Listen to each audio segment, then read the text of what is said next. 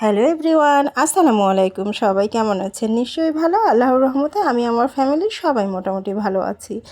তো আসলে শীত মানে বেগুন ভর্তা, গরম গরম ভাত হলে কিন্তু একেবারেই যে জমে যায়, তাই না? তো আজকে আমি লম্বা বেগুনের ভর্তা রেসিপি নিয়ে আজকে চলে আসলাম আপনাদের মাঝে।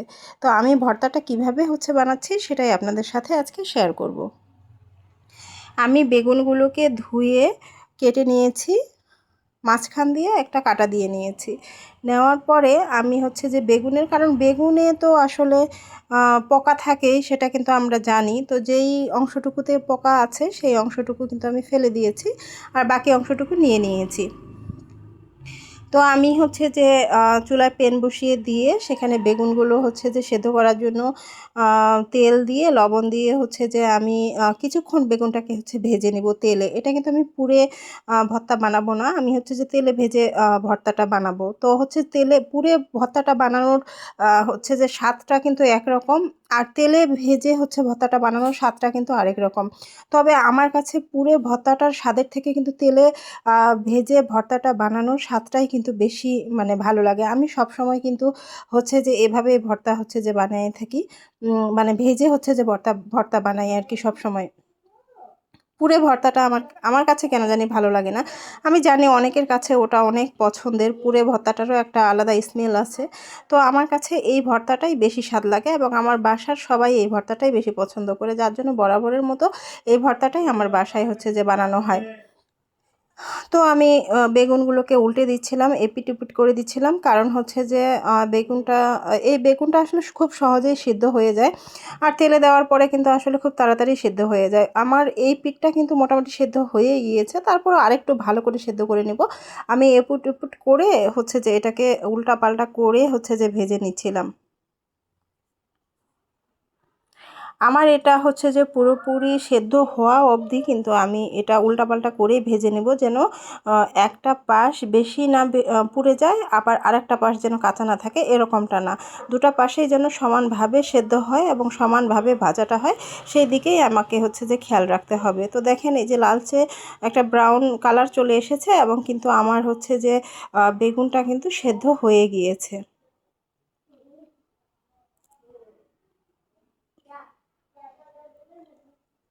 এ পর্যায়ে আমি কিন্তু বেগুনগুলোকে প্লেটে করে তুলে নেব।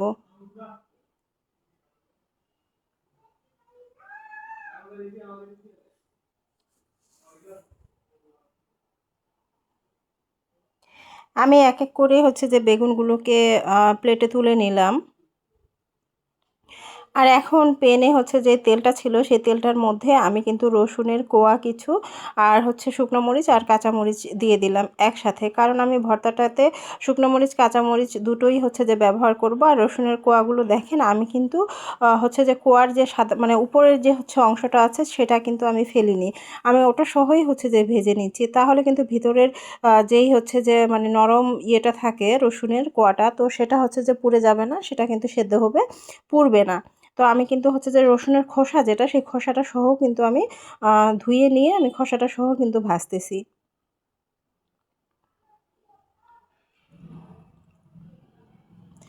রসুন কাঁচামরিচ আর শুকনা মরিচ, এটা দেখেই মনে হচ্ছে যে এটারই ভর্তা বানিয়ে আমি ভাত খেয়ে ফেলি, কারণ আমরা তো আসলে বাঙালিরা আসলে মরিচের ভর্তাটাকে আমার মনে হয় না যে এমন কেউ নাই যে পছন্দ করেন না। আর আমার কিন্তু ভীষণ ভীষণ পছন্দের, আমি কিন্তু এক প্লেট ভাত এই ভর্তা দিয়েই খেয়ে ফেলতে পারবো।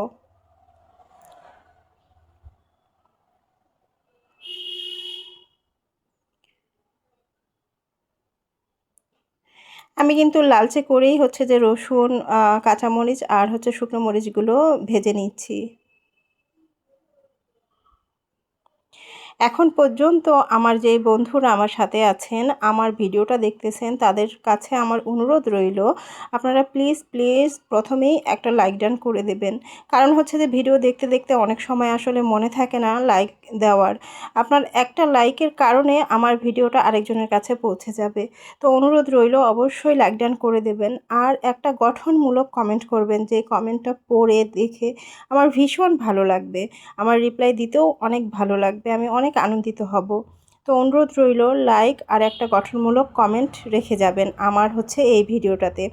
আর আমার ভিডিওটা যদি আপনাদের আরও একটু বেশি ভালো লেগে থাকে তাহলে অবশ্যই সাবস্ক্রাইবটা ডান করে দেবেন এবং নোটিফিকেশনটা অন করে রাখবেন। তাহলে আমার এই যে নিত্য নতুন রেসিপিগুলো বা বিশেষ করে হচ্ছে যে ভর্তার যে রেসিপিগুলো আমি হচ্ছে যে শেয়ার করতেছি সেই রেসিপিগুলো আপনার পরিবারে খুব সহজেই চলে যাবে। তো এই পর্যায়ে কিন্তু আমি প্লেটে সব কিছুই তুলে নিয়েছি।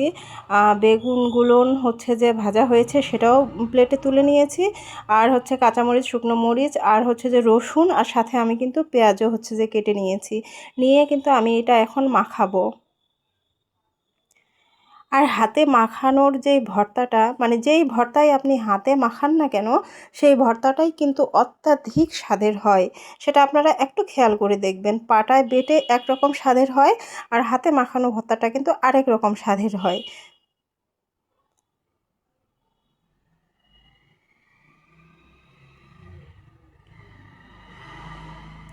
আর বেগুন তো হচ্ছে যে অনেক নরম একটা জিনিস, এটা হাতে মাখাতে এতটুকুও কষ্ট লাগবে না, তাই এটাকে আমি হাতেই মাখিয়ে নিচ্ছি। এই পর্যায়ে কিন্তু আমি কিন্তু সয়াবিন তেল দিয়ে যেহেতু আমার বেগুনগুলোকে হচ্ছে যে ভেজে নিয়েছি, আর এই বেগুনের ভিতরে আপনারা জানেন যে পর্যাপ্ত পরিমাণে তেল হচ্ছে যে ঢুকে থাকে। তারপরেও আমি একটু হচ্ছে যে মানে সরিষার তেলের একটু স্মেল আনার জন্য আমি এখানে কিন্তু একটু পরিমাণে আমি হচ্ছে যে সরিষার তেল দিয়ে নিয়েছি। আপনারা চাইলে এটা স্কিপও করতে পারেন, তবে আমি সরিষার তেলটা দিয়েছি যেন একটা সুন্দর হচ্ছে যে স্মেল আসে বেগুনের ভর্তাটা থেকে। কারণ শুকনো মরিচ দিয়েছি, শুকনো মরিচটার সাথে সরিষার তেলটা কিন্তু অনেক ভালো একটা স্মেল দেয়।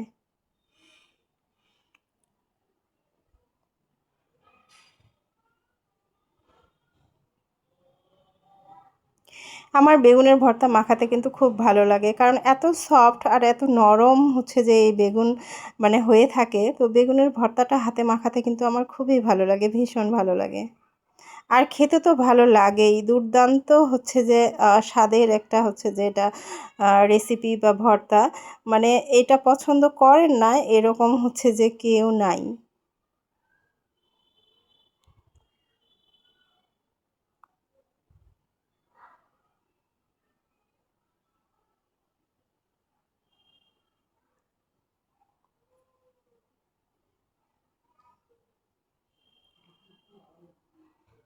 আমার কিন্তু ভর্তাটা মাখানো শেষ হয়ে গিয়েছে। এখন আমি ভর্তাটাকে আরেকটা প্লেটে তুলে নেব।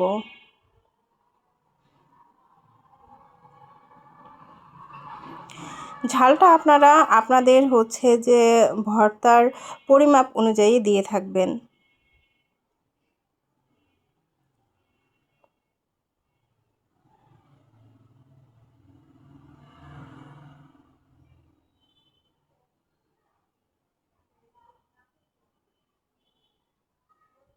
এটা এখন আমি আরেকটা প্লেটে, একটা ছোট প্লেটে তুলে নেব, কারণ আমি যে প্লেটটাতে মাখিয়েছি সেটা হচ্ছে যে একটা বড় প্লেট, আর এখন আমি একটা ছোট বাটিতে তুলে নেব। তো এই পর্যায়ে কিন্তু আমি একটা ছোট বাটিতে হচ্ছে যে তুলে নিলাম।